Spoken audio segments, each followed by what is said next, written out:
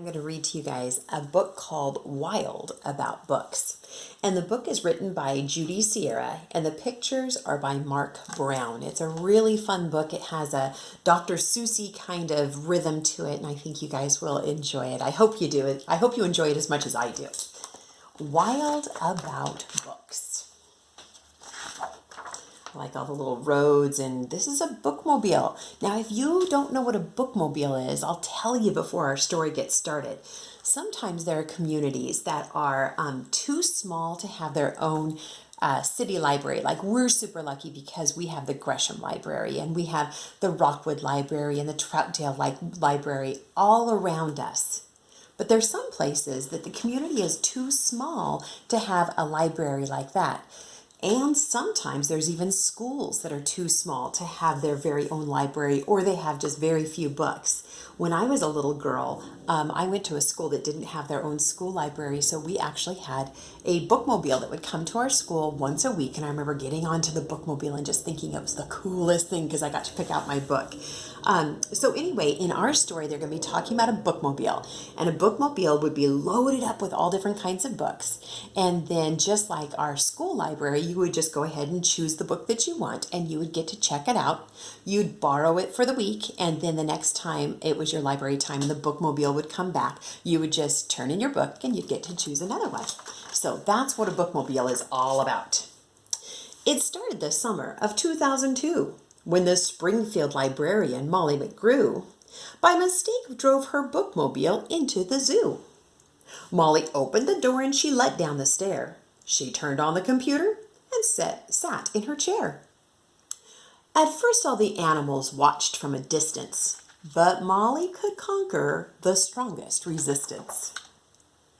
By reading aloud from the good Dr. Seuss, she quickly attracted a mink and a moose, a wombat, an oryx, a lemur, a lynx, 8 elephant calves, and a family of skinks.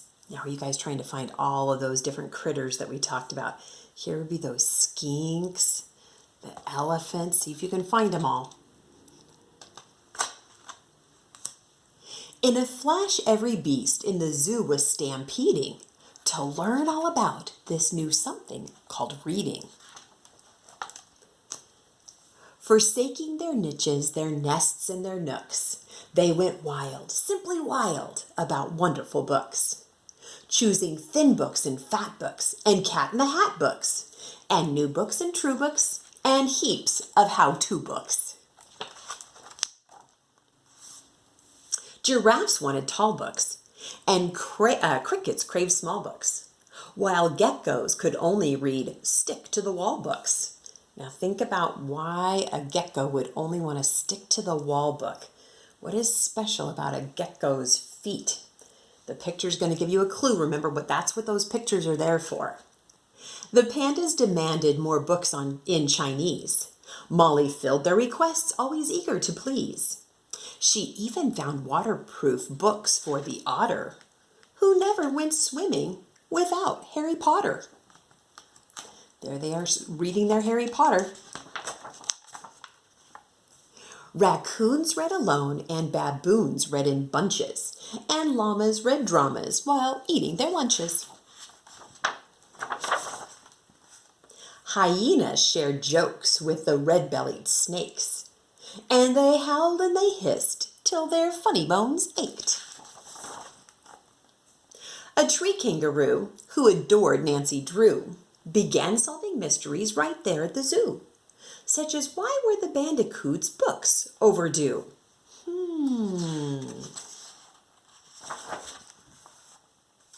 Gently, Molly taught lessons in treating books right, for the boa constrictor was squeezed cricter too tight. Baby bunnies mucked up good night moon with their paws, and giant termites devoured the Wizard of Oz. Ooh, are they treating the books right? I think that Molly McGrew has a big job to do to teach them all how they're supposed to treat books. I'm glad you guys know how to do that. And Bear's love of books was completely outrageous. They licked all the pictures right off of the pages. Probably not a good way to treat a book either. Tasmanian devils found books so exciting that soon they gave up fighting for writing. They made up adventures so thrilling and new that the others decided to be authors too. Pythons wrote with their tails, penguins wrote with their bills, and porcupines wrote with their very own quills.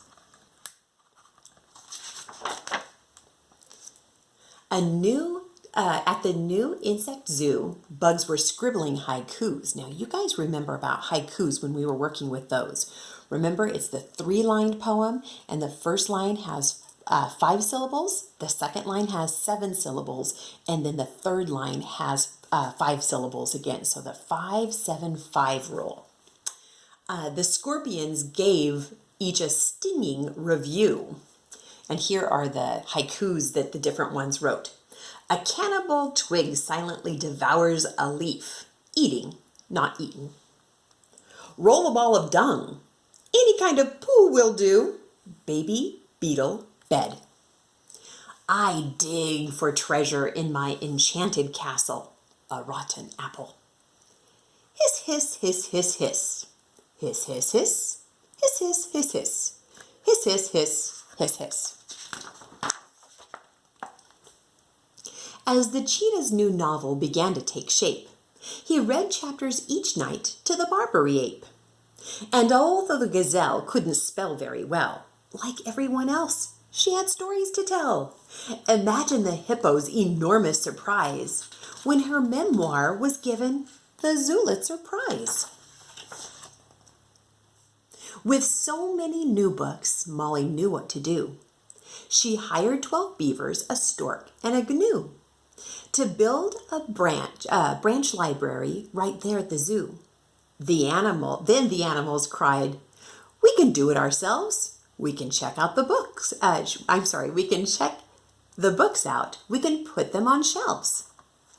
And they did, and they do, up to this very day. 3 cheers for Zoobrary. Hip, hip, hooray. When you visit the zoo now, you surely won't mind if the animals seem just a bit hard to find. They are snug in their niches, their nests, and their nooks, going wild, simply wild, about wonderful books. And there they all are, enjoying their books. I hope you enjoyed that.